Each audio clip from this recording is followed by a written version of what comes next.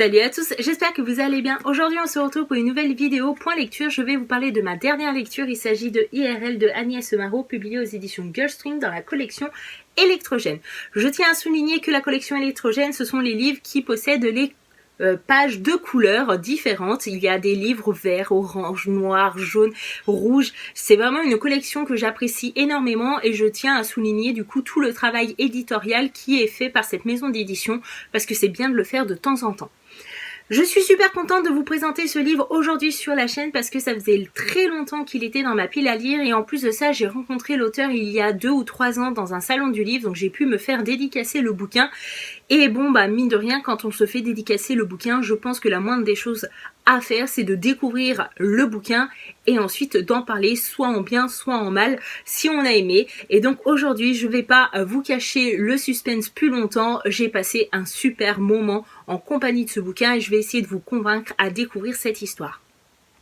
Dans cette histoire, nous allons suivre le personnage de Chloé, qui est une jeune adolescente qui vit dans une ville qui s'appelle Life City avec sa mère. Son père les a abandonnés il y a quelques années, donc c'est vrai qu'elle n'a pas vraiment vécu aux côtés de son père, mais par contre elle a une super relation avec sa maman, elle est très proche d'elle. Et du coup, en fait, un jour, elle va être amenée à avoir un petit rencard avec un garçon qu'elle apprécie énormément. Donc voilà, c'est l'étape clé d'une jeune femme. Et au moment où elle va pouvoir embrasser enfin le garçon qui l'attire depuis très très longtemps, elle va se rendre compte qu'il y a une caméra dans sa chambre. Et là, elle va péter un câble, elle va décider de partir et de rentrer chez elle. Et au fur et à mesure du chemin, elle va se rendre compte qu'il y a de nombreuses caméras qui sont installées en ville, dans des endroits qu'elle ignorait. Et en rentrant chez elle, elle va voir qu'il y a des caméras aussi dans toutes les pièces. Et là, elle est assez perdue, Chloé, parce qu'elle ne comprend pas ce qui se passe. Elle se demande si les caméras sont arrivées du jour au lendemain, si du coup...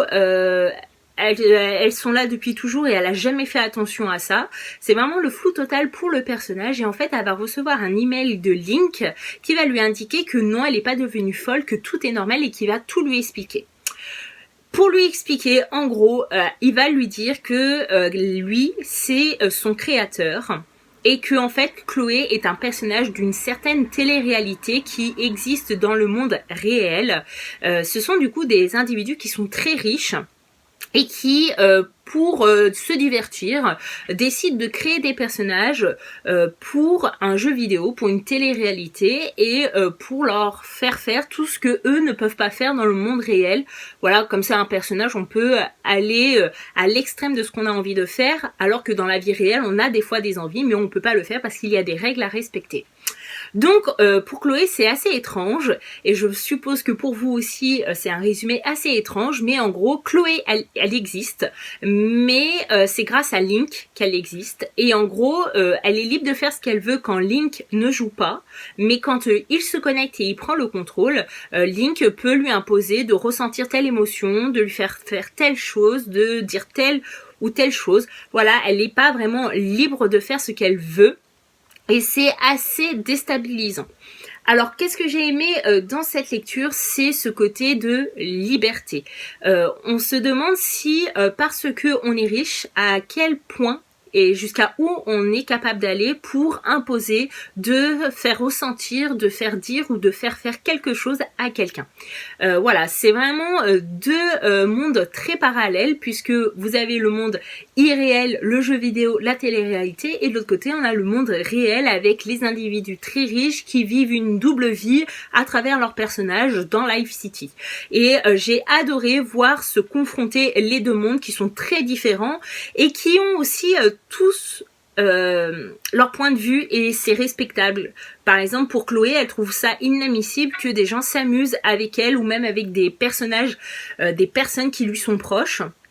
Et on peut la comprendre totalement, on n'aimerait pas être à sa place, mais de l'autre côté, on peut aussi comprendre Link, qui lui a toujours vécu dans ce monde-là, avec ce jeu vidéo, avec cette télé-réalité, et pour lui, ben, il fait rien de mal parce que tout le monde le fait. Donc c'est vrai que les deux points de vue sont totalement respectables, et sont à discuter. Après, ce que j'ai aimé aussi dans ce bouquin, c'est que Agnès Marot, l'auteur, nous fait rappeler le jeu vidéo des Sims, c'est-à-dire que à l'époque, j'ai pu jouer à ce jeu vidéo, et pour ceux qui connaissent pas, ce qui m'étonnerait quand même fortement, juste une petite parenthèse, c'est en gros vous créez un personnage que vous allez faire vivre dans une maison, soit que vous avez construite, soit que vous avez acheté, et en gros vous avez les besoins vitaux qui sont indiqués en bas de l'écran, et on vous dit quand votre personnage a faim, a soif, il a besoin d'aller dormir, de se divertir, etc. Et en fonction de ses besoins vitaux, vous allez lui indiquer de faire telle ou telle chose à tel moment. Et en fait, en lisant ce bouquin, ça m'a fait totalement repenser à ce jeu vidéo, et on se dit que en fait, à l'époque, parce que moi je ne joue plus actuellement, on a pu être un petit peu malsain et sadique sur les bords avec notre personnage virtuel, puisque des fois, et voilà, je pense qu'on est nombreux à l'avoir fait. On a pu faire mourir notre Sims parce qu'on n'en voulait plus et on voulait en créer un autre et avoir une autre vie totalement différente de ce qu'on avait pu avoir avec ce personnage. Et les morts, eh ben, elles étaient un petit peu malsaines, comme par exemple aller faire se baigner le personnage, lui enlever l'échelle, et bien sûr après de nombreuses heures dans l'eau, sans manger, sans boire, sans dormir, etc., ben le personnage va se noyer.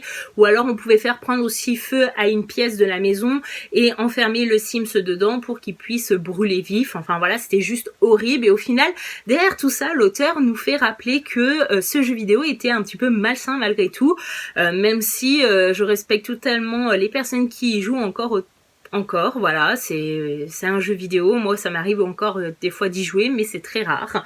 Donc voilà, c'était vraiment une lecture très intéressante. Je ne peux pas aller plus loin parce qu'il y a plein de choses à savoir dans ce bouquin, il y a encore pas mal de points très importants qu'il faudrait développer et vous encourager à découvrir, mais j'ai peur de vous spoiler parce que dans la 4e de couverture on n'en parle pas, et je me dis que si je vous en parle aujourd'hui ça va un petit peu vous spoiler, alors que moi j'ai adoré faire ma découverte toute seule en lisant ce livre. Donc je vais partir du principe que vous allez faire la même chose. Et voilà, ce point lecture est enfin terminé. J'espère que je vous aurai convaincu à découvrir cette lecture. N'hésitez pas à me dire en commentaire si c'est le cas, ou si vous l'avez déjà lu, si vous l'avez aimé. Voilà, je serais ravie d'échanger avec vous en commentaire. Je vous dis merci d'avoir regardé cette vidéo. À bientôt dans une prochaine vidéo. Bye bye.